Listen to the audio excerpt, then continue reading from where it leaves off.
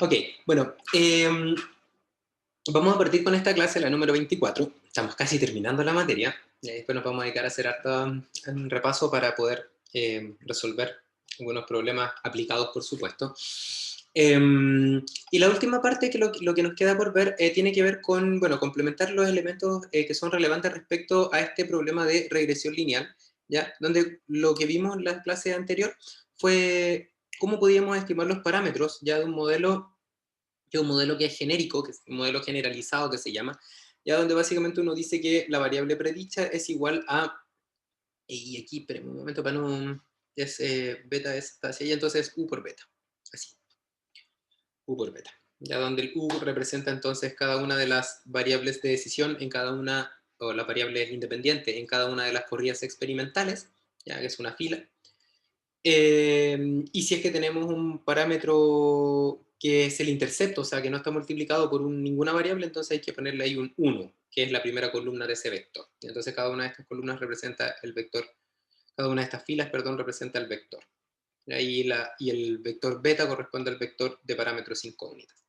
Entonces, bajo esa lógica, que es un método que se llama una herramienta para estimar parámetros para un modelo lineal en parámetros, uno al final puede llegar a una expresión algebraica que resuelve el problema de optimización y que siempre sirve, que es la que se destaca en este cuadro. Y básicamente, ahora quisiera ir un poco más allá y, bueno, sacarle un poco más de partido a esta información, en particular en lo relacionado a los intervalos de confianza de los parámetros, o sea, lo que viene de ahora en adelante es a posteriori de estimar los parámetros. O sea, a esta altura, ya aquí en esta PPT, que aparece este número 4 acá, lo que vamos a decir es que de ahora en adelante ya conocemos el vector de parámetros que minimiza los errores al cuadrado, ¿ya? Entonces lo que viene a continuación es qué se hace a continuación, ¿ya? O sea, qué se hace a posteriori de haber obtenido los parámetros, ¿ya? Entonces, para saber un poco cómo tendríamos que seguir avanzando, sería bueno quizás partir de algo que, con lo cual ya hemos trabajado, y es que por ejemplo, con el diseño de experimentos 2 elevado a n, donde no mediante regresión, aunque también se puede hacer con regresión, éramos capaces de estimar los efectos y a partir de los efectos los parámetros. Entonces, en esta parte del curso, cuando vimos la obtención de estos modelos bien particulares que son de curvaturas que son de primer orden, usando el diseño de experimentos factorial de 2 niveles, lo que venía a continuación de estimar los efectos y por lo tanto los parámetros era evaluar la significancia, ¿ya? Y la significancia era equivalente a estimar el intervalo de confianza de los parámetros o de los efectos, ¿ya? Y aquí básicamente es lo mismo. De hecho, es lo mismo. La única diferencia es que en el caso del diseño de experimento todo elevado a n, lo que tenemos es un procedimiento para evaluar la significancia que es como bien particular para eso, porque se define con unas unidades que están codificadas, etcétera, ¿ya?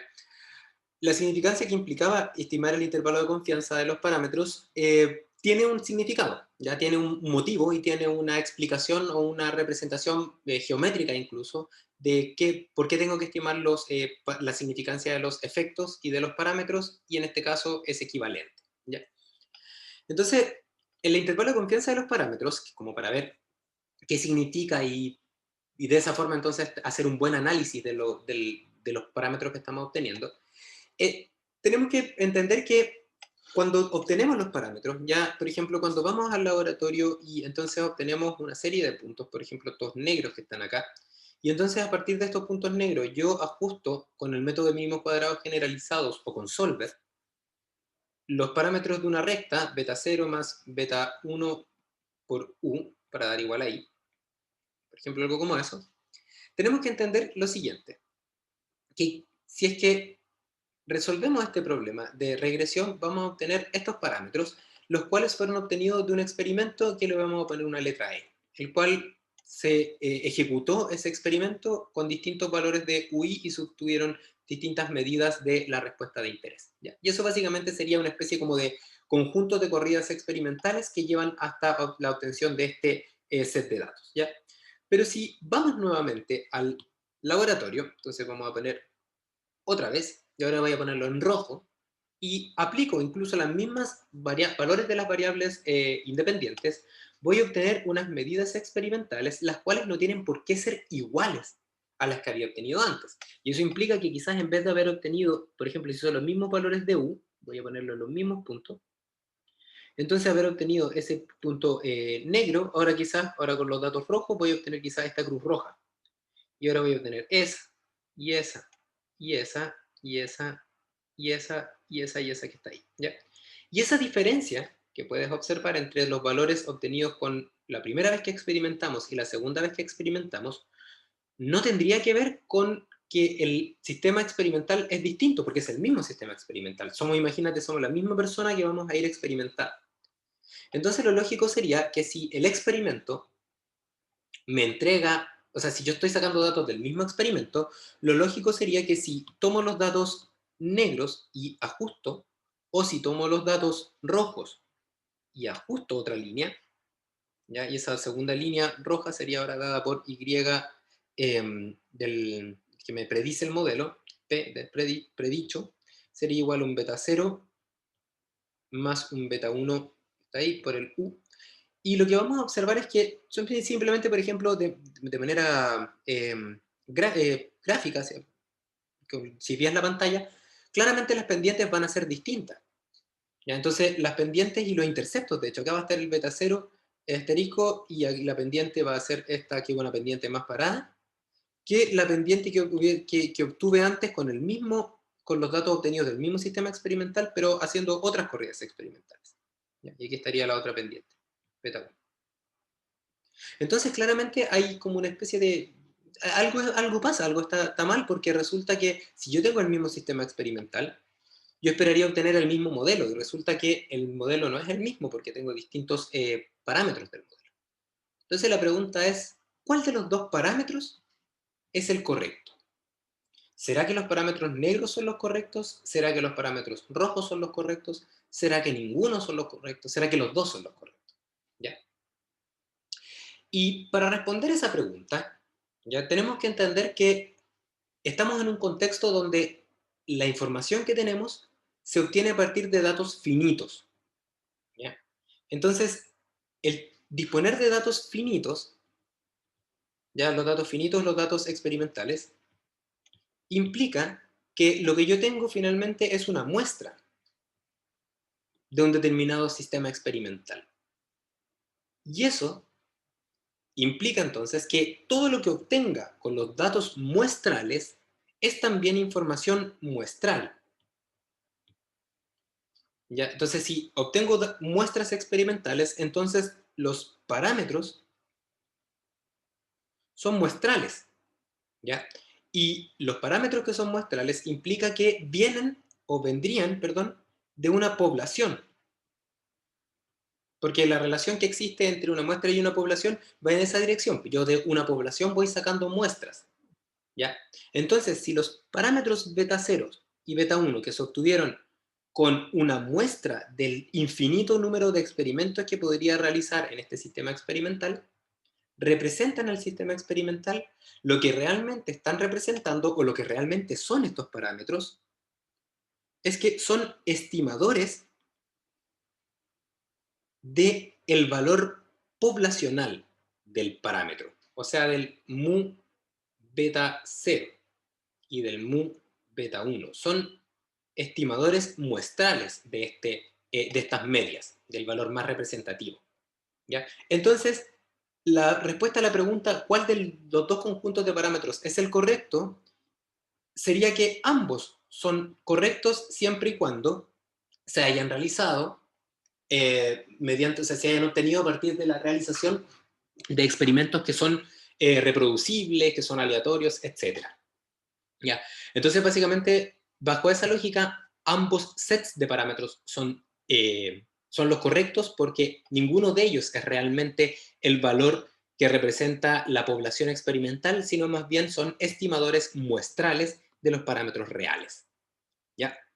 Y por consiguiente, entonces, lo que tendría que hacer sería, por ejemplo, obtener un valor, o podría llegar o inferir el valor de los valores reales de los parámetros para obtener una representación más fidedigna de mi sistema experimental, que no sea solamente algo válido para los datos negros o para los datos rojos, sino que sea para los infinitos datos que podría haber sacado, pero que no puedo sacar porque no tengo tan infinitos recursos. O sea, básicamente equivalente entonces a aplicar inferencia, que es algo que ya más o menos tenemos, debiésemos tener medianamente internalizado. ¿Ya?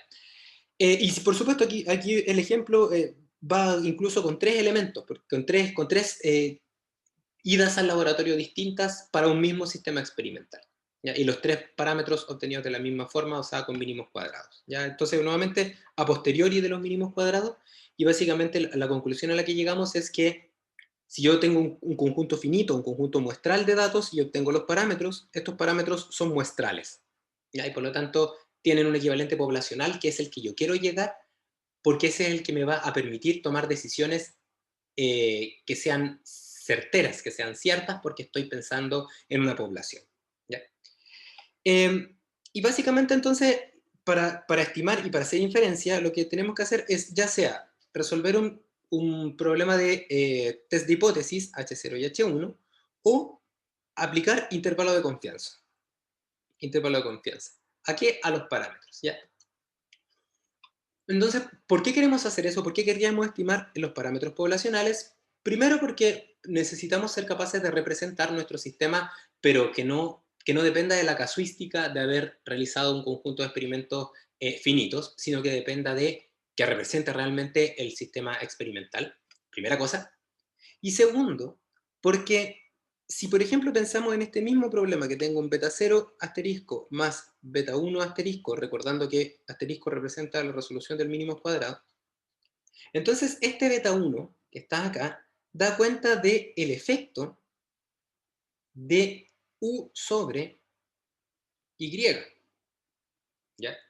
Y si es que existe un efecto que es significativo, o sea, que es un efecto real que está por sobre el ruido de la experimentación, entonces la modificación de la variable u, ya el cambio en una variable u, va a implicar entonces un cambio en la variable respuesta. Y por lo tanto, decisiones que yo tome respecto a u van a repercutir como consecuencias en mi sistema experimental. O sea, básicamente, quiero estimar el intervalo de confianza porque quiero evaluar si es que existe un efecto de U sobre Y, el cual es reproducible cuando yo tengo infinitos datos y esa reproducibilidad está por sobre el error de la medición experimental.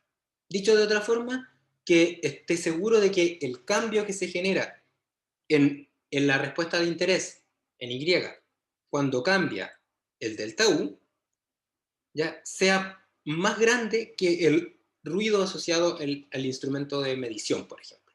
¿Ya?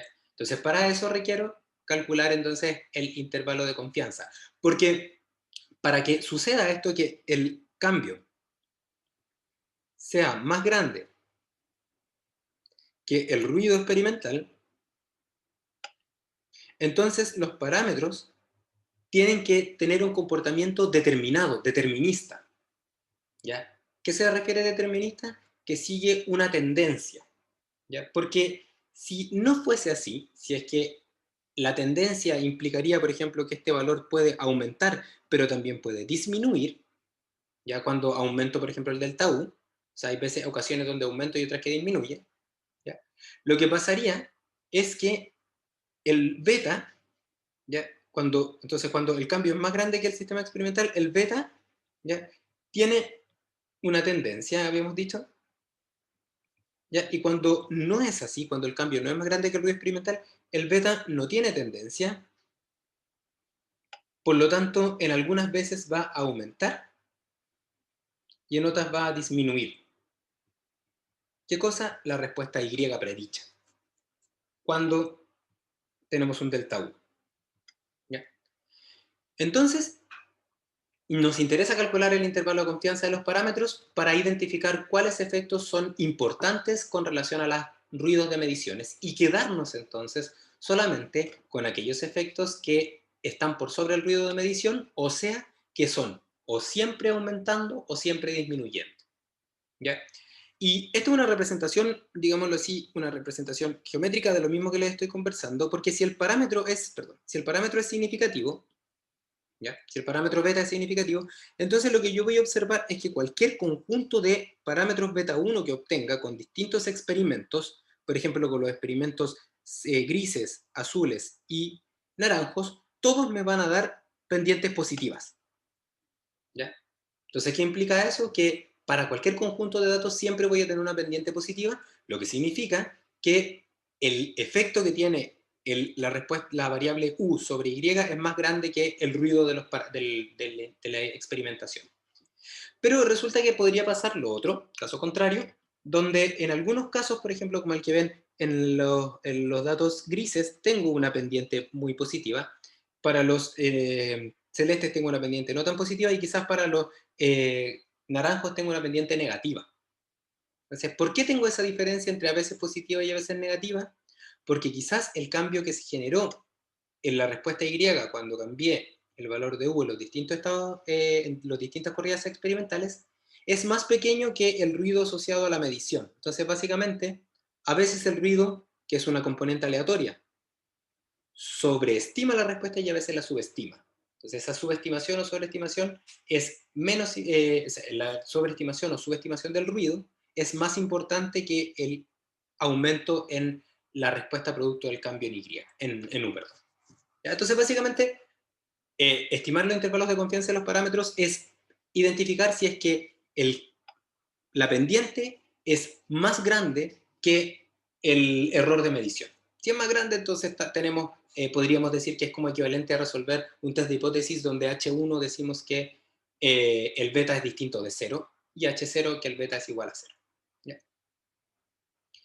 Y para eso, entonces para realizar un intervalo de confianza de los parámetros, requerimos, bueno, básicamente dos cosas. ¿Ya? La primera es el estimador. ¿Ya? ¿El estimador de qué? Del valor poblacional, en este caso la media poblacional de los parámetros, el cual va a ser el resultado de los mínimos cuadrados. Ya sea por solver, por generalizado, da igual.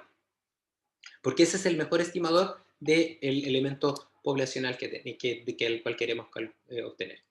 ¿Ok? Y lo otro que debiese aparecer sería este segundo término que tiene que ver con el ancho de intervalo de confianza. Y aquí van a aparecer dos elementos. El primero tiene que ver con la dispersión, ¿ya? De los parámetros, ¿ya? Y que, por ejemplo, la dispersión de los parámetros se vería, para este ejemplo que yo les mostraba, podría sacar una desviación estándar del beta 1 si yo tomara este beta 1, el azul y el naranjo, y entonces obtuviera entonces un promedio y a partir de eso una desviación estándar. Una opción. Aquí tendría S de beta 1, a partir de tres conjuntos de datos distintos. ¿Ya? Y lo mismo puedo hacer con el beta 0. Podría tomar el primer beta 0, el segundo, y a partir de eso sacar un S asterisco de beta 0. ¿Ya? Pero si algo nos enseñó la parte de significancia de los efectos del método este del 2 elevado a n, es que eso también se puede obtener con, por ejemplo, más datos experimentales o réplicas, etc. En este caso serían equivalentes a lo que yo les comentaba, réplicas. Entonces, hay una metodología que es bien estandarizada, que tiene unos pasos bien, tres pasos lo que hay que tener, para obtener los elementos relacionados con la dispersión de los datos, que es lo relevante, que son básicamente las desviaciones estándar de los parámetros. Y el segundo elemento, que es el que lo vamos a ver a continuación, pero el segundo elemento que quería mostrar acá en el intervalo de confianza corresponde a la PDF, a la distribución de probabilidad. ¿Ya? Y la PDF, para un modelo lineal, como el que vamos a ver, ¿ya? En el cual se está describiendo un comportamiento normal de la variable de decisión, por ejemplo, de la variable dependiente, pensemos, que Y predicho beta 0 más beta 1 por U, intenta predecir el Y medido. Entonces, si Y medido se comporta como una distribución normal para cada valor de U, así por ejemplo como esa que estoy dibujándoles ahí, Y medido U, entonces los parámetros también son normales. Y la forma de justificar esto es bastante, no es muy difícil, ¿ya? Porque básicamente uno puede decir lo siguiente. Entonces uno dice, si la variable medida tiene un comportamiento normal, ya con una determinada media, por ejemplo, y medido medio y una desviación estándar de y medido, ¿ya? Un sigma en este caso porque teníamos problema normal, ¿ya? Entonces, esto es para cada U, para cada valor de U, ¿ya? ¿Y eso qué significa? Si yo, por ejemplo, tengo mi experimento y entonces tengo un valor y lo fijo, ¿ya? Y entonces voy calculando o voy estimando las medidas varias veces, o sea, repito este experimento, no sé, 10 veces, por ejemplo, y entonces voy a tener 10 corridas experimentales con el mismo valor de U y distintos valores de la respuesta de salida. Entonces, si yo graficara, por ejemplo, para un valor de U fijo, ya, por ejemplo, U fijo acá, y entonces grafico los 10 experimentos que obtuve, lo que obtendría sería que para el U fijo voy a obtener unos puntos como estos. 10 puntos ahí, que van a estar centrados probablemente en una media, etc. Puedo sacar un histograma acá. Si yo cambio el U, pongo un U', por ejemplo, ahora voy a poner este que está acá, U', fijo, lo que va a pasar es que, bueno, como tengo un distinto U, voy a tener un distinto valor de YM, pero si lo mantengo constante y hago 10 experimentos, por ejemplo, voy a tener algo como eso. ¿Ya?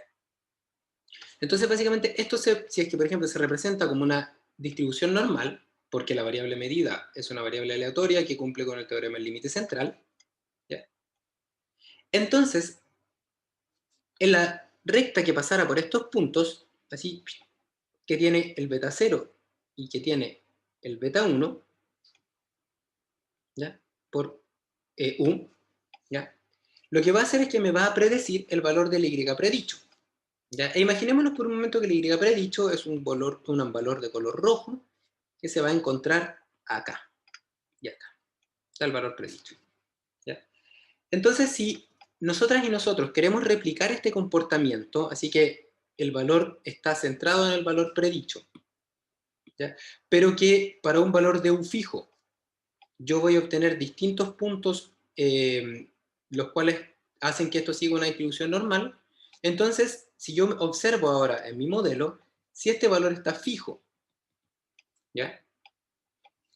Y no va a cambiar, entonces, si esto tiene una distribución normal, lo que tiene que pasar es que estos que están acá tienen que tener una distribución normal. La suma de dos distribuciones normales también es una distribución normal, ¿ya? Entonces, en los problemas de modelos basados en datos, ¿ya? Lineales que intentan reproducir una variable que tiene un comportamiento normal, tiene parámetros que se definen o que se describen mediante distribuciones de probabilidad normales, ¿ya? Si es que, por ejemplo, esto tiene una distribución sesgada, estos también van a tener, ¿ya? Y si es que el problema es no lineal, ahí hay un problema como bien complejo y se resuelve caso a caso.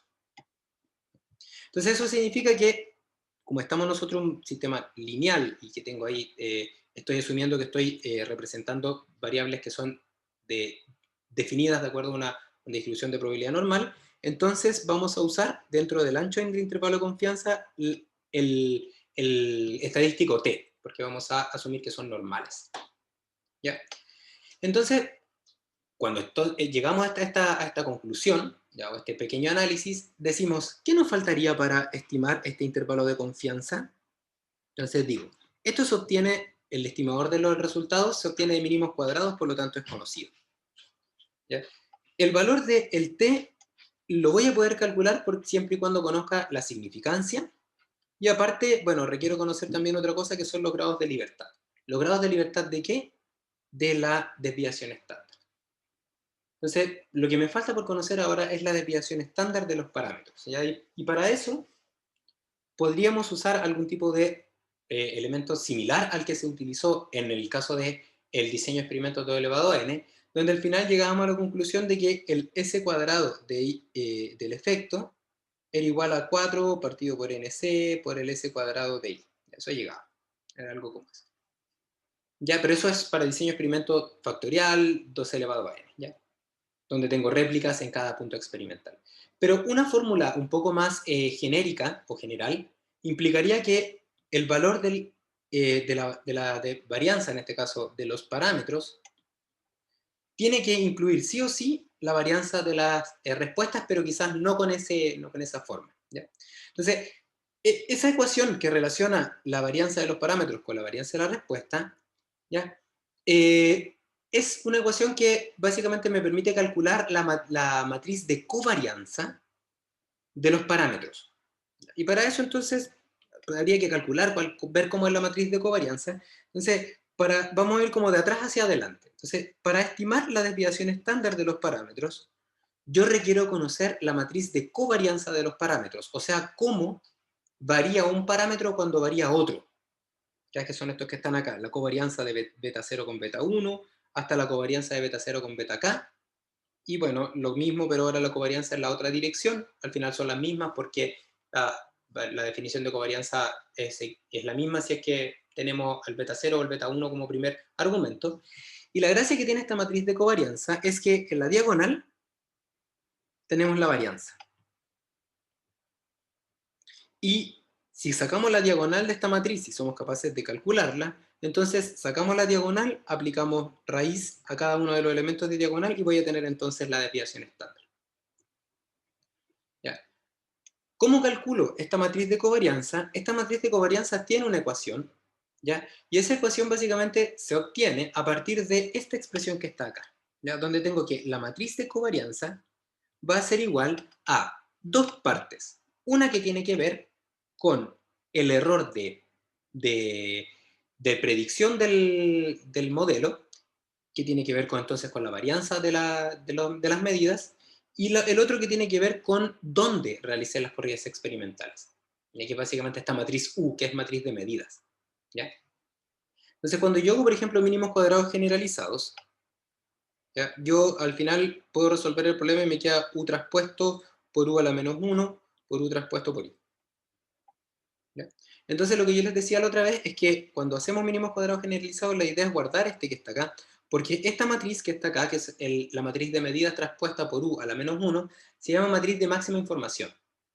¿Ya? Y esa matriz de máxima información es el denominador para estimar la matriz de covarianza. ¿Ya? Entonces, este término que está acá representa entonces la traspuesta de la matriz de información a la menos 1.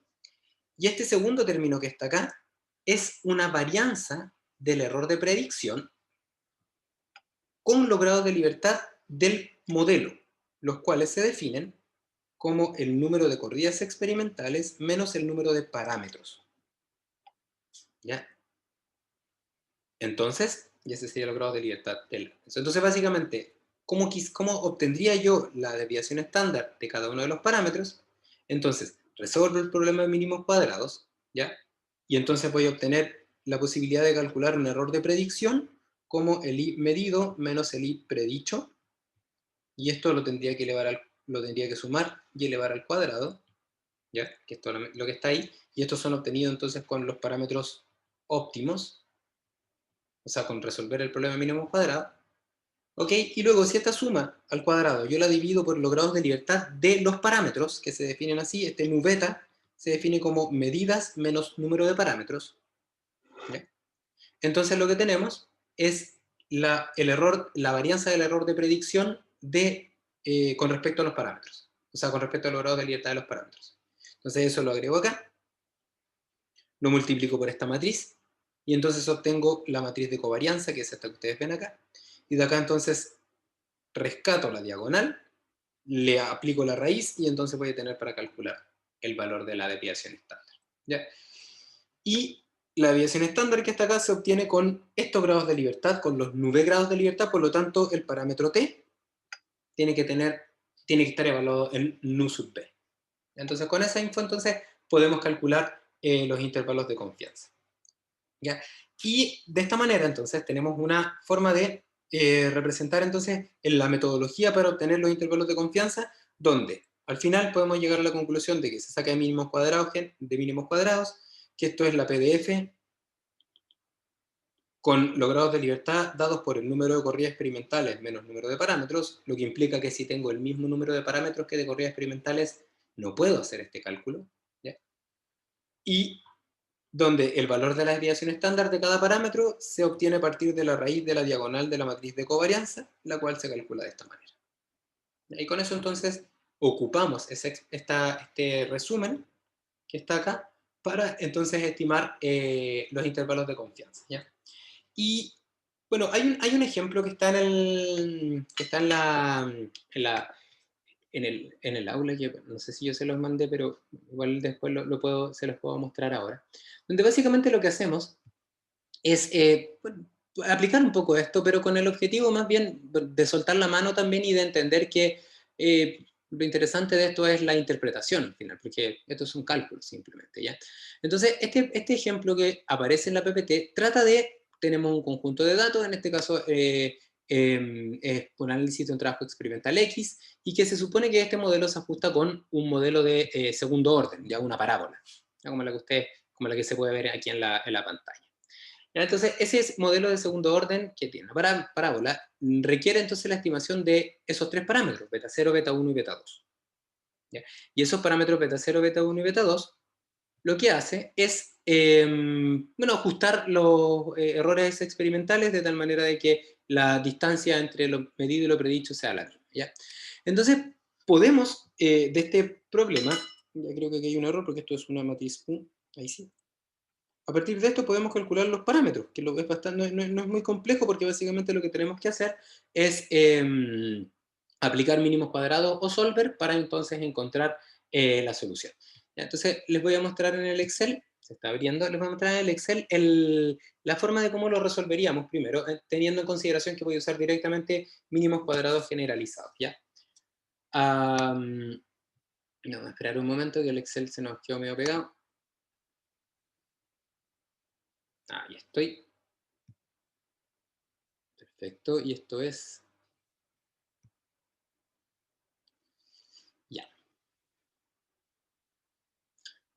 Perdón. Les comparto de inmediato la pantalla, porque estoy buscando el ejemplo que les quería mostrar. Un momento, por favor. Aquí estás. Ya. Ya. Entonces les voy a compartir pantalla ahora para que vean, bueno, cómo se ve la resolución del ejemplo 2. Este es el ejemplo 2.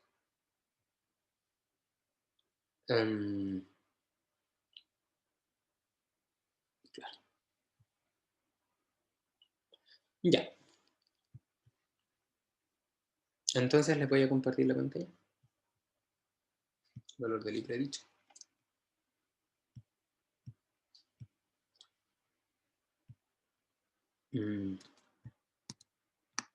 Acá. Ya, entonces comparto pantalla. Ahí está. Ok, entonces ahora tú debiesen estar viendo la pantalla del Excel donde aparecen los resultados, donde acá, bueno, está el resumen de lo que les había comentado recién. Ya vamos a poner acá vamos a borrar esto que no lo necesitamos. Ya. Entonces, vamos a partir primero de... vamos a borrar todo.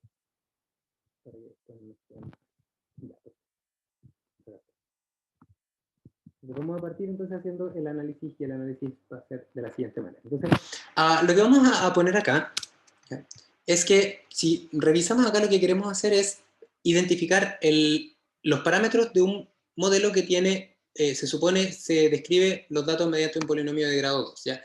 Siempre es bueno acá hacer un gráfico para ver si realmente tiene pinta de ser polinomio de grado 1 o de grado 2. Hay veces que se puede y hay veces que no, por supuesto. Hay ocasiones donde no podemos hacer un gráfico porque, bueno, básicamente no tenemos la oportunidad de graficar en tantas dimensiones, ¿ya? Pero si es que se puede, es completamente recomendado, ¿ya? Entonces vamos a insertar primero un gráfico para ver cómo se ve esta relación. Ya creo que eso sí que lo tenemos al revés. Claro, efectivamente está al revés, está el U en el eje de las ordenadas y el Y en el eje de la abscisa, entonces lo vamos a cambiar. Ahí sí. Ahí sí. Entonces, claro, si queremos que esto tenga, o sea, parece ser algo como que pudiese tener un comportamiento cuadrático, porque tenemos ahí esa guatita que está acá abajo, que básicamente daría como una idea de que esto es un problema de segundo orden. ¿Ya? Si de hecho, por ejemplo, yo acá tomo los datos y le agrego una línea de tendencia, le pongo un polinomio de orden 2 y les muestro en el gráfico, señala la intersección, la ecuación en el gráfico, hay un r cuadrado que estamos a nada de identificar qué significa. Vamos a observar, por ejemplo, que esta es la forma del modelo, ya que tiene esa característica. Entonces, estos parámetros se pueden obtener mediante mínimos cuadrados generalizados, ¿no es cierto?, que también les había comentado, y para eso entonces tendría que estimar que para un polinomio de grado 2, ya requiero entonces algo que multiplica el intercepto a el b1, que sería la variable independiente, y al b2, que sería la variable independiente al cuadrado, ya que esto es algo que hicimos en la clase pasada, de hecho. Ya, pero no sé si para este problema o para otro, entonces simplemente voy a generar entonces esta matriz U que corresponde a estos elementos 1, el valor de U1 y el valor de U al cuadrado para cada uno de los corridas experimentales. Entonces ahí lo veo. Entonces, con esta info lo que tendría que hacer sería ahora calcular los parámetros, y para eso entonces yo les comentaba que se puede hacer con esta ecuación de los mínimos cuadrados generalizada, y que es este valor a la menos 1 multiplicado por u transpuesta por i, haciendo ahí entonces este vector que está acá. O sea, sería, entonces voy a poner la m inversa, la función inversa de la multiplicación, ya de la transpuesta, de la matriz U multiplicada por ella misma, está acá. Entonces, estamos. Y ahí tenemos entonces esta matriz de máxima información, que es la que nos va a permitir luego calcular la varianza. Entonces, con este valor de U traspuesto, entonces aquí el beta sería igual a este mismo término de acá, multiplicado por U traspuesta por I. Se lo voy a poner igual, beta sería eso, multiplicado por U traspuesta por I. Recordando que el I corresponde al I medido. Entonces, estos parámetros serían M mult, vamos a multiplicar ahora toda esta matriz que está acá, multiplicado por mmult nuevamente, porque ahora vamos a hacer la multiplicación de la transpuesta por i. Aquí sería transponer de u, ya, multiplicado por el vector y que está acá. Ahí tenemos los parámetros que están ahí, que creo que tenemos una pequeña diferencia, o no, sí, tenemos diferencia. ¿Por qué tenemos esa diferencia?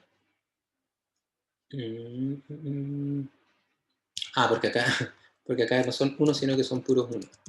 Ahí sí. Ahí sí. Ahí son los mismos valores. Ahora sí que estamos bien. Ahí están los mismos que están ahí. Vale, entonces básicamente este modelo dice que si yo ajusto los parámetros, resulta que existe un intersecto, que en este caso es 1,15, un parámetro que representa una dependencia lineal con respecto a la variable 1, que es 3.14, 3.15, y un parámetro que representa una relación cuadrática que es de 2.17. Entonces la pregunta acá es, ¿son realmente estos parámetros significativos?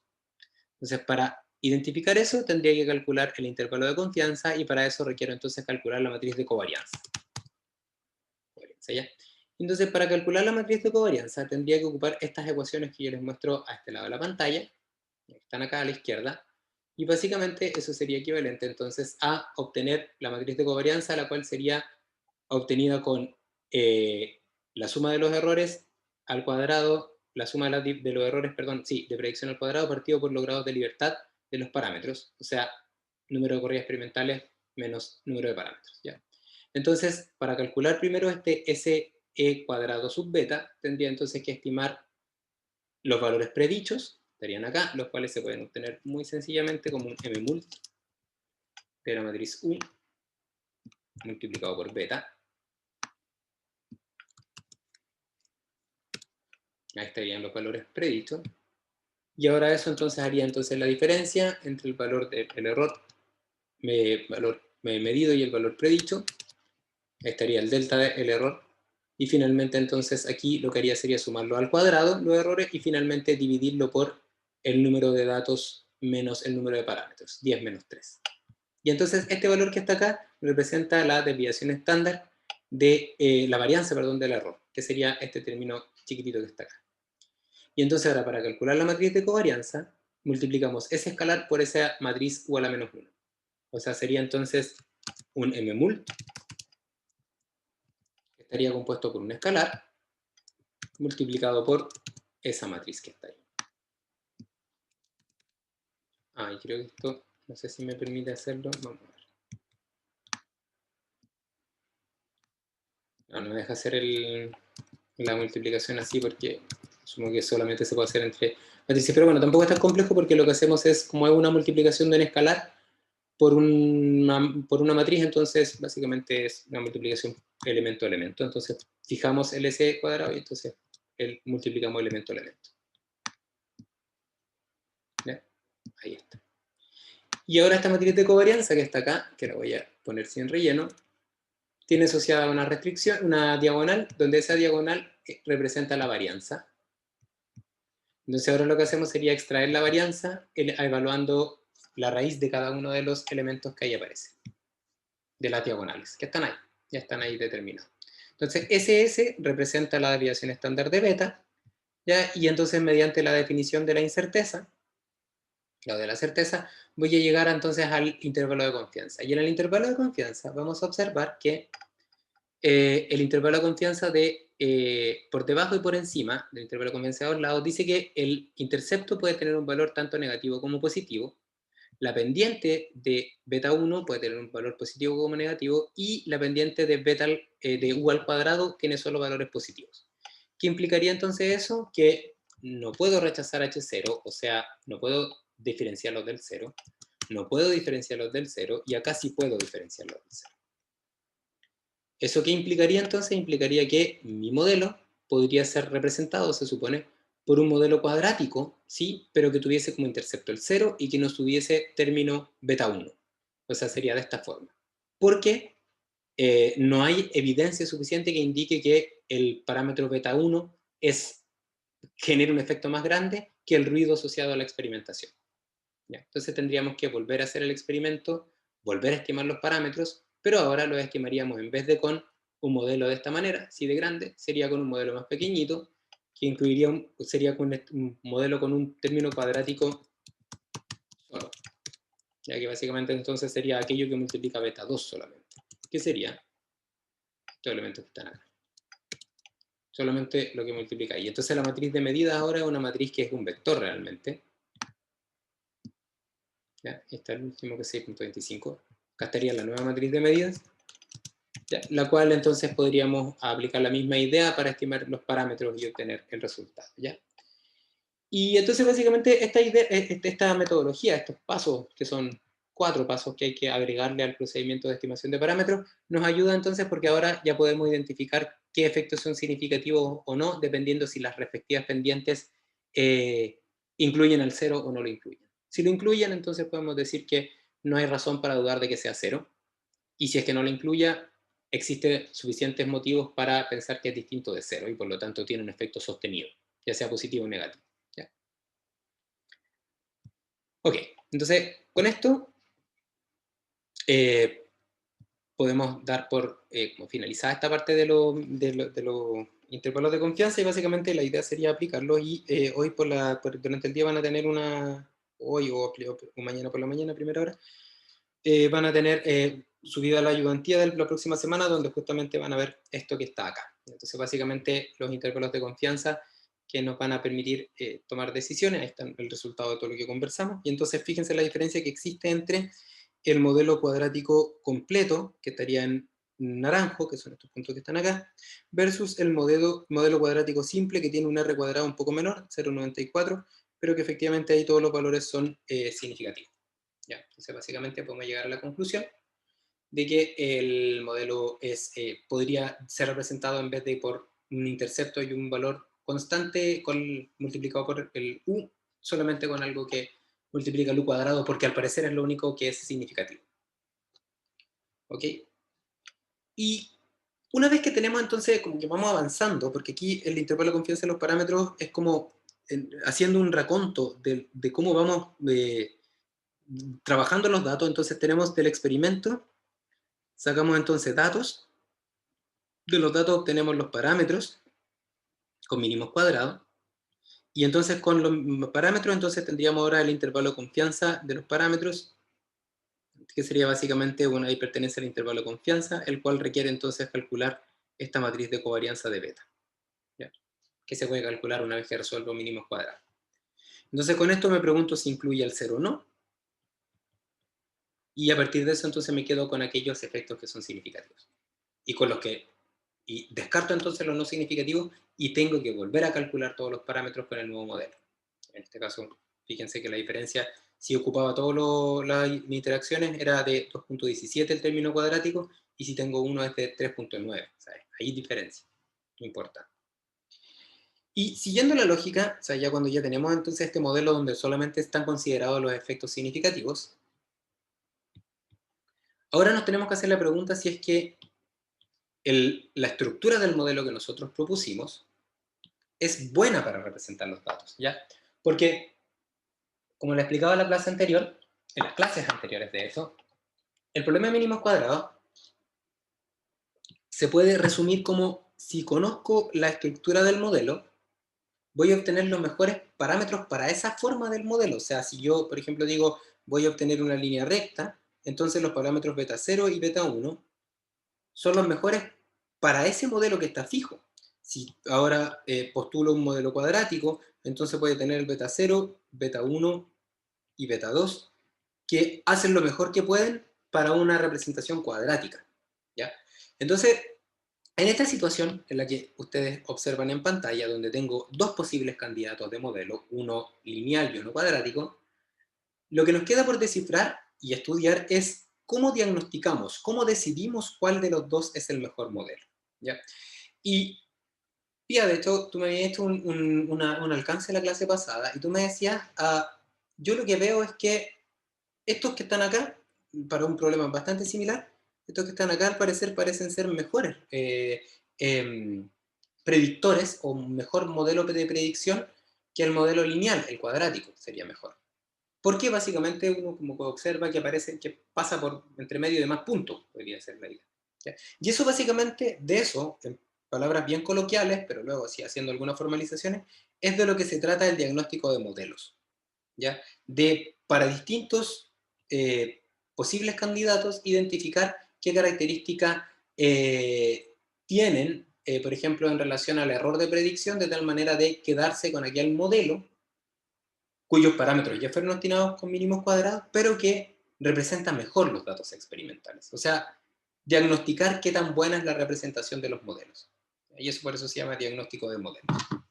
¿Ya? Y si alguna vez si alguna vez ya habían estudiado mínimos cuadrados, hasta acá, y bueno, probablemente lo que no alcanzaron a ver fue intervalo de confianza de parámetros, pero hasta acá probablemente ya lo hayan visto, ya con mínimos cuadrados, que quizás una representación un poco más explicativa puede ayudarles a entender mejor. Pero esta última parte que está acá es algo nuevo y que les ayuda a continuación, ya sea en su vida académica, con lo que les falta, o en su vida profesional, porque, como les decía la otra vez, continuamente van a estar trabajando con modelos. Los modelos basados en datos son los que en este momento nos permiten tomar decisiones. Entonces, básicamente tenemos que evaluar si es que nuestro modelo que nosotros postulamos es bueno o no, porque los parámetros ya van a estar calculados por mínimos cuadrados.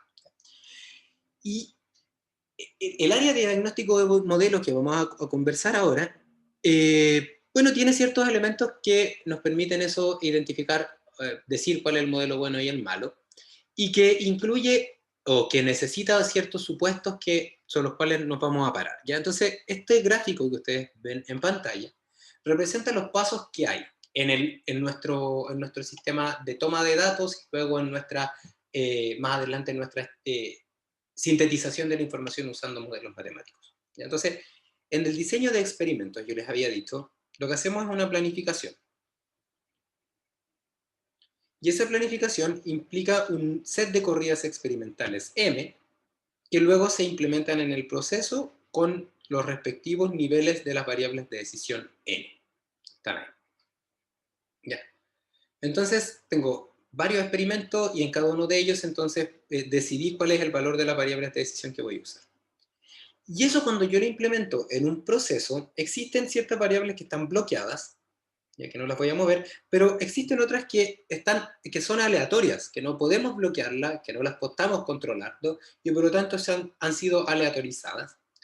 Y luego, el proceso que me entrega el valor de la variable dependiente real, no la podemos conocer de inmediato, sino que tenemos que pasar esta variable dependiente real ese Y que está ahí, por un proceso de medición, que puede ser la traducción de una temperatura a una altura de una columna de mercurio, o algo más complejo como la preparación de una muestra para determinar una concentración. ¿Ya? En cualquier caso, siempre vamos a tener que medir la variable Y, por lo tanto esto siempre va a pasar, siempre va a haber un proceso que está compuesto, un experimento que está compuesto de los resultados que se obtienen del determinado proceso más el efecto que tiene el proceso de medición.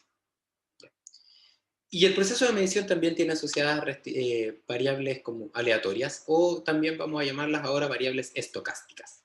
¿Ya? Si yo cambio el valor de U para los distintos experimentos, va a pasar siempre lo mismo, que voy a estar sujeto entonces a un par de condiciones que van a generarme la variable medida. ¿Ya?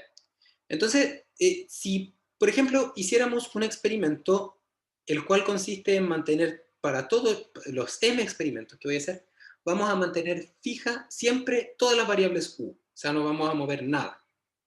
¿Ya? Entonces, si yo hiciera eso, entonces si acá pongo la variable u y acá pongo la variable y, ¿ya? Bajo el supuesto, imagínense, por ejemplo, que la parte esta estocástica se puede sacar, o sea, que vamos a atañirle toda la responsabilidad al proceso de medición, lo cual no es así, pero para entender un poco la idea. Entonces, si yo hiciera 10 experimentos o m experimentos, ¿ya? Manteniendo fijas las variables controladas y bloqueadas y eliminando el efecto que tienen las variables aleatorias, entonces el valor de y debiese ser siempre el mismo punto. ¿Por qué? El proceso es un elemento que en este momento eliminé toda la influencia estocástica o la influencia aleatoria y me quedé solamente con lo que afecta U y que tiene que ver con la física y por lo tanto con elementos que son deterministas, ya que a priori podemos conocer su información. Entonces, los 10 experimentos sería, o los m experimentos tendríamos que obtener ahí un puntito por m, porque obtendríamos siempre lo mismo. Pero resulta que lo que nosotros tenemos realmente no es el valor de Y, sino que lo que medimos es YM, y ese YM a veces es el mismo valor del proceso, pero a veces aumentamos su valor y a veces lo disminuimos, y esas fluctuaciones alrededor del valor real, estas distancias que ustedes pueden observar ahí, con respecto al valor real, sería equivalente a el efecto que tiene la variable aleatoria, en este caso relacionada con la medición. Y también podemos hacer ahora la generalización también cuando tenemos la variable aleatoria en el proceso. Estas diferencias respecto al valor real son las producidas por entonces el efecto que tienen las variables aleatorias, y entonces cuando medimos algo, ya sea cuando U se mantiene fijo o cuando toma distintos valores, las variables medidas tienen dos elementos, dos aportaciones. Una corresponde al aporte determinista y el otro al aporte estocástico. ¿Ya? Generalmente uno no hace esto de hacer m experimentos con el mismo valor de u, sino que uno va cambiando los valores de u de tal manera de luego estimar un modelo. Entonces lo que yo voy a tener realmente es un valor de u y un valor de y medido. Y entonces lo que yo debiese esperar es algo como esto, por ejemplo. Así. Donde lo que tenemos son datos experimentales, ¿ya? Los cuales se pueden ajustar, por ejemplo, con una parábola, ¿ya? U otro modelo. ¿Ok? Entonces, ahora, si observan, ya no es que el U se mantiene quieto, pero igual, cada uno de estos valores que están acá, el YM para la primera corrida experimental, para la segunda y para la tercera, está compuesto de el efecto producido por U, que hace que las cosas vayan moviéndose en la dirección hacia la derecha y en este caso la dirección hacia arriba. ¿Ya? O sea, cambiar U implica entonces ir cambiando los valores de I hacia arriba. ¿Ya? Pero luego tenemos otro efecto, que es el efecto estocástico, y hace entonces que aun cuando tengamos siempre un comportamiento determinista hacia arriba, a veces ese comportamiento determinista hacia arriba hace que la variable medida se sobreestime respecto a la variable eh, real, y hay otras veces que se subestime, que esté por debajo. ¿Ya? Que el error de medición a veces resta y a veces sume. Entonces, este comportamiento asociado a unos cambios alrededor de una línea se pueden entender como el aporte estocástico. Y si es que mi modelo, ¿ya? Mi modelo en negro, este modelo negro, que es f de u como parámetro, si ese modelo está bien, entonces esto debiese resumir todo el aporte determinista. ¿Por qué digo que debiese mantener todo el aporte determinista? Porque esto depende solamente de u, y u es una variable que la vamos a mantener fija y por lo tanto queremos obtener respuestas que sean siempre las mismas. Entonces, dicho de otra forma, ¿ya? La distancia que existe, voy a borrar acá. Entonces, dicho de otra forma, lo que quería comentarles es que, de hecho es como lo que se basa el diagnóstico de modelos, si yo por ejemplo tengo la variable medida acá,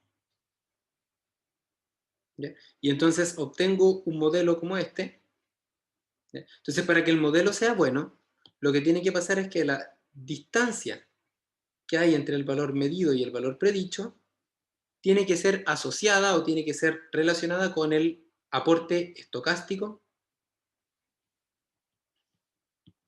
de, en este caso, el proceso de medición y de realmente, así como para hacerlo más genérico, el proceso de experimentación. ¿Ya? Entonces, los diagnósticos de modelos se basan en eso. Si es que yo tengo una representación de mi proceso, el cual depende de U, ya como lo que yo quiero es replicar el comportamiento determinista, la distancia que hay entre lo que yo mido y lo que yo calculo, mido experimentalmente y lo que yo calculo en el modelo, o sea, lo que depende de U menos lo que no depende de U solamente, sería equivalente entonces esa distancia al componente estocástico. Y entonces el componente estocástico es el que se estudia para evaluar y diagnosticar. ¿Ya? ¿Y por qué se usa ese? Por lo siguiente. Ya, entonces, pensemos que ahora estamos haciendo ya nos olvidamos del DOE que está allá, el diseño de experimento, y ahora estamos solamente observando el experimento en su totalidad, donde tenemos el proceso y el proceso de medición. Entonces, como sabíamos, esta variable medida va a tener entonces influencia de dos elementos, un elemento determinista, que es una función de U, y un elemento estocástico, que sería una función distinta, por supuesto, de la variable estocástica, la variable aleatoria. Y la suma de ellos, entonces, sería entonces el valor de y. ¿Ya? Ahora, nosotros queremos determinar una relación, el y predicho, una relación que sea función de u y de los parámetros. ¿Ya? Y aquí no aparece en ningún lugar el valor de las variables aleatorias, porque no nos interesa describir el comportamiento aleatorio de las cosas, porque el comportamiento aleatorio es algo que no se puede predecir. ¿Ya? Entonces, no nos interesa llegar a predecir de manera exacta el valor de la variable medida, sino más bien nos gustaría predecir la parte que no está contaminada con el ruido de la experimentación, o sea, la parte determinista. ¿Ya? Entonces, cuando obtenemos un modelo, el valor predicho debiese parecerse al valor determinista, porque el valor determinista es lo que realmente es función de u, y el valor predicho también, pero no depende de la variable aleatoria porque ni siquiera se conoce, o la variable estocástica. ¿Ya? Entonces eso es lo que dice acá abajo, el modelo que queremos obtener solo debe considerar aspectos deterministas, puesto que nos estamos interesados no en el azar, sino más bien en aquellas relaciones que son significativas en el tiempo. ¿Ya? Y básicamente entonces que el modelo que queremos obtener solo considere efectos deterministas implica que lo que yo predigo debiese ser parecido a lo que yo quisiera obtener, que es el Y, no el YM. No debiese ser igual al YM porque el YM está contaminado con ruido y por lo tanto tiene un comportamiento ahí medio caótico. En cambio, se supone que la parte determinista no, es un comportamiento que siempre es igual. Entonces, la idea es que el diagnóstico de modelos, para que un modelo sea bueno, lo que tiene que pasar es que el YP tiene que ser parecido a la variable real, no a la variable medida. Porque la variable medida está contaminada con ruido de experimentación, el cual tiene características o debiese tener características aleatorias. Ya, entonces, para esto, entonces, esta idea de que el YP debe ser parecido a I y no a YM es la base, como les decía, del diagnóstico, que es el método indirecto para evaluar este parecido. ¿Por qué? Porque realmente este que está acá, si bien es una buena idea, ser capaces de escribir Y y no Y medido, el problema es que Y no se conoce. Entonces, como no se conoce, no podemos llegar y entonces obtener un Y predicho para cada corrida experimental y compararlo con el Y real, porque no va a estar disponible. Porque por definición tenemos que medir y ahí vamos a generar un ruido extra. Y por lo tanto, entonces tenemos que buscar algún método indirecto, como dice acá, que está basado en el diagnóstico modelo, para evaluar si se parecen o no el Y predicho con el valor real, bypaseándonos al modelo, al Y medido. ¿Ya? Y para eso entonces lo que uno puede hacer es evaluar qué pasa cuando las cosas son iguales. ¿Ya? Porque de esa manera vamos a poder identificar indirectamente si es que el Y predicho se parece al real. Entonces, para eso podemos llegar a la siguiente, tomar como base la siguiente idea. Un valor medido se puede describir como el valor real de la variable más el error de medición, aquello que hace que la variable medida no sea igual a la variable real. Entonces, el E sub m se llama error de medición. Bueno, de hecho está acá. Error de medición. ¿Ya? Y por otro lado, cuando yo resuelvo, obtengo los parámetros, como les decía, y entonces obtengo una representación como esa, donde aquí tengo el I predicho y acá están los valores del I medido, entonces yo también voy a tener un error de predicción que va a ser asociado a estas distancias. ¿Ya? Ahí estaría entonces el error, la variable medida es igual a la variable real más el error de medición, y también la variable medida es igual a la variable estimada más el error de predicción, porque recuerden que mínimos cuadrados lo que hace es minimizar el error de predicción al cuadrado, la sumatoria. ¿Ya? O sea, al hacer eso, lo que vamos a hacer es que la idea es hacer que esto sea mínimo, y entonces el mínimo cuadrado sí que lo que hace es estimar el error de valor de los parámetros para que el valor predicho y el medido se parezcan mucho. Pero eso sería entonces el error de predicción. Entonces, básicamente, si observan, en estas dos representaciones, lo que está al lado izquierdo de la igualdad es lo mismo, por lo tanto se pueden unificar. Y entonces tenemos una ecuación que es muy interesante, que es la que está acá, que dice básicamente que el Y medido va a ser igual al real más el error de medición, y el Y medido también va a ser igual al error de predicción más el valor predicho. Entonces, si ambos son iguales, los dos Y, porque Y medido y Y predicho, entonces lo que hay acá es una relación entre los errores que queremos evaluar. Porque tenemos entonces que el error de medición sería aquello que diferencia el valor medido del valor real. Entonces ahí está el que nosotros queremos estimar, error de medición. Y tenemos entonces que el error de predicción es aquello que puedo cuantificar. ¿Por qué puedo cuantificar? Porque una vez que tengo los parámetros, puedo estimar entonces el error de predicción como el I medido menos el I predicho. Ya que lo cual ya se puede obtener con los parámetros. ¿Ok? Entonces, el error de predicción y el error de medición aparecen en esta ecuación, esta igualdad, y ahora fíjense que si mi modelo, o si yo estoy interesado en que mi modelo describa Y real, lo que tiene que pasar ya es que el Y real sea igual al Y del predicho. Eso es lo que yo quiero, que sean iguales. Y para que estos dos elementos sean iguales, ojo que ese no se conoce, el Y medido no se conoce, lo que tiene que pasar es que los dos errores sean iguales. O sea que el error de medición tenga un comportamiento similar al error de predicción. Y de esa forma entonces el modelo está ok. Pero el problema nuevamente es que el error de predicción sí se conoce. Pero resulta que el error de medición no, porque estimar el error de medición es equivalente a conocer la variable real, la cual no se conoce. ¿Ya? Entonces, el método indirecto de diagnóstico dice, ok, esta es la ecuación que vale, pero resulta que tú no puedes estimar porque no conoces el valor real, no puedes estimar el error de medición porque no conoces el valor real, y sí puedes estimar el I predicho, que vamos a ver cómo nos sirve, y sí podemos estimar el error de predicción. Entonces, básicamente, para que sean iguales I e YP, lo que tiene que pasar es que el error de medición y el de predicción son iguales. El problema, nuevamente, como les decía, es que el error de medición no lo mismo. Entonces, para solucionar el problema, ¿ya? En vez de preguntarnos si el error de predicción obtenido con el modelo es igual al error de medición, lo que se hace, como no se conoce el error de medición, es evaluar las características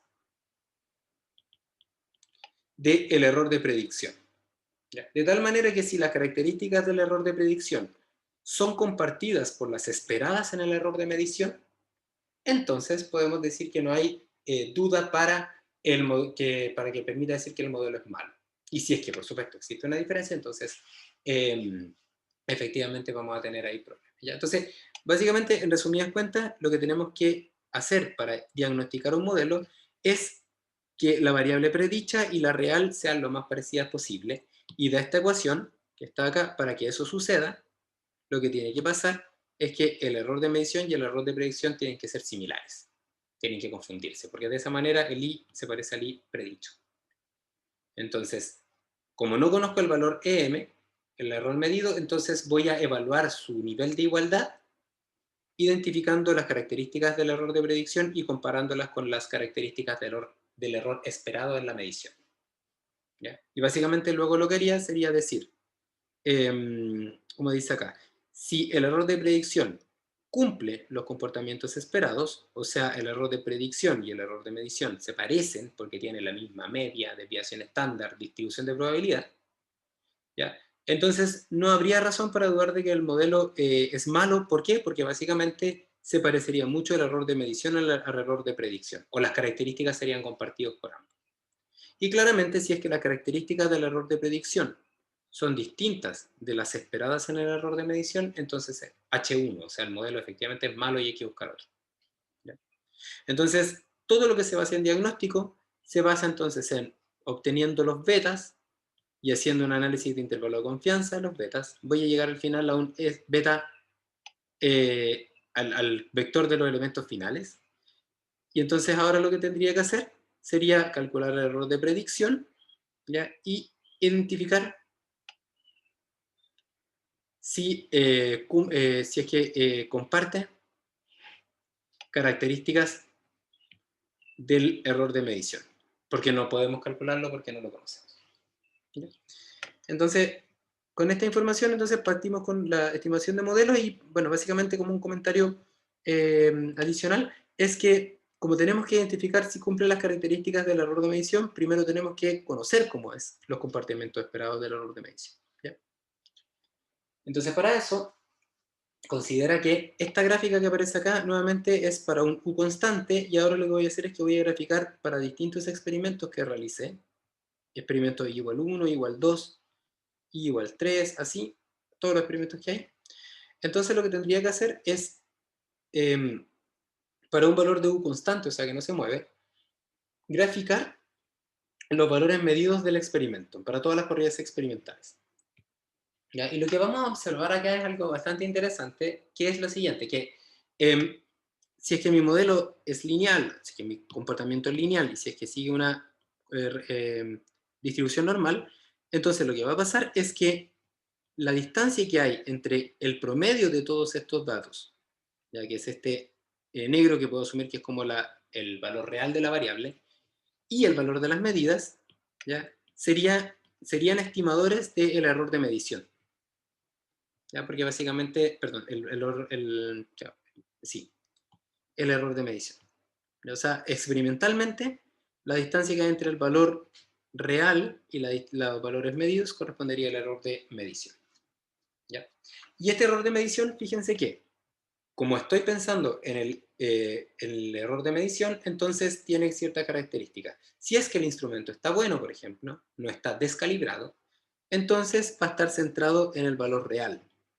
¿Ya? Y como el error de medición se define como el valor, como lo habíamos puesto acá, perdón, si es el error de medición, es el i medido menos el i real, entonces sería i medido menos i real en cada corrida experimental. Entonces lo que observaríamos sería que básicamente que esta distancia a veces se va hacia arriba y a veces se va hacia abajo, lo que implica que cuando yo sumo las rayas hacia arriba y las rayas hacia abajo, lo que voy a tener es que la sumatoria de esto va a tender a cero. Por lo tanto, si yo ahora divido por el número de datos, por m por ejemplo, entonces voy a tener que el error de medición tiene una media cero. Entonces, ¿qué implica eso? Que cuando obtenga el error de predicción, tiene que tener error de predicción media cero. De lo contrario, dudo de mi problema al tiro. Entonces, ese es lo que aparece acá. Entonces, el comportamiento esperado del error de medición es que su media va a ser cero. Por lo tanto, con respecto al error de predicción, tendría que pasar lo mismo.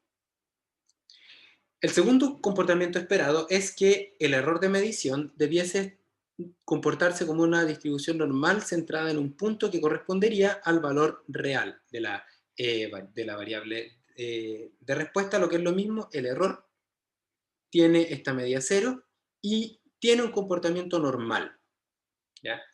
Si es que el valor de la variable dependiente, si es que el YM tiene un comportamiento normal, entonces el error de predicción también tiene un comportamiento normal, ¿ya? ¿Por qué es eso? Perdón, el error de medición.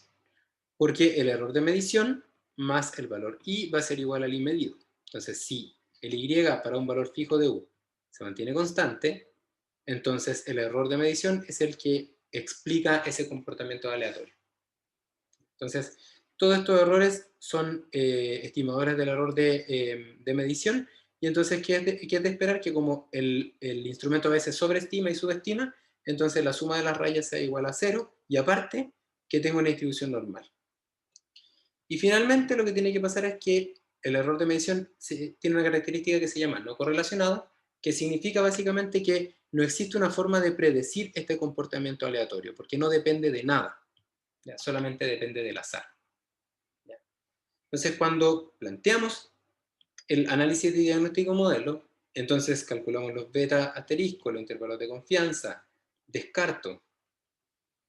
Entonces, lo que tendría que hacer ahora sería calcular el I del proceso como beta 0 asterisco más beta 1 asterisco 1 más y todos los que aparecen aquí. Y con esta información lo que tendría que hacer sería I menos I del proceso para obtener, I del predicho para obtener un error de predicción en cada corrida experimental, el cual sería esta distancia hacia arriba y hacia abajo. Y entonces a partir de eso lo que tendría que hacer sería calcular el promedio. Si está cercano a cero, el modelo está ok. Podría ser un histograma, y entonces, si es que el histograma tiene un comportamiento medianamente normal, entonces el error de predicción está ok con el error de medición. Y finalmente, tiene que ser no correlacionado. Eso quiere decir que el error de predicción no depende de otras variables, ya que es básicamente los mismos elementos que aparecen acá. ¿Ya? Entonces, lo primero que tenemos que tener claro es lo siguiente, y con esto vamos a concluir para la próxima semana terminar esta materia con el análisis de la R cuadrada. Sacamos parámetros, calculamos los errores de predicción y comparamos con los que esperaríamos obtener del error de medición, es decir, su media cero, su comportamiento normal y una no correlación con respecto a las otras variables, ¿ya? Porque de lo contrario existiría un sesgo asociado a la medición, lo cual contraviene con el supuesto del experimento aleatorio, ¿ya? Entonces, con esto terminamos la clase de hoy. Estamos a punto de terminar todo. Ya nos falta un par de clases, una clase probablemente de teórica que tiene que ver con este R cuadrado, que por ahí está lo que significa, ya que es súper interesante entender qué es el R cuadrado, ¿ya? Y entonces con esto terminamos y nos veríamos la próxima semana, a menos que tenga alguna duda, que se las pueda responder ahora. De lo contrario, nos veríamos la próxima semana. No, profe, quedó todo súper bien claro. Qué bueno. Ya, entonces nos vemos la próxima semana. Buen fin de semana. Igual, Adiós. profe, que esté bien. Chao, Chau. chao.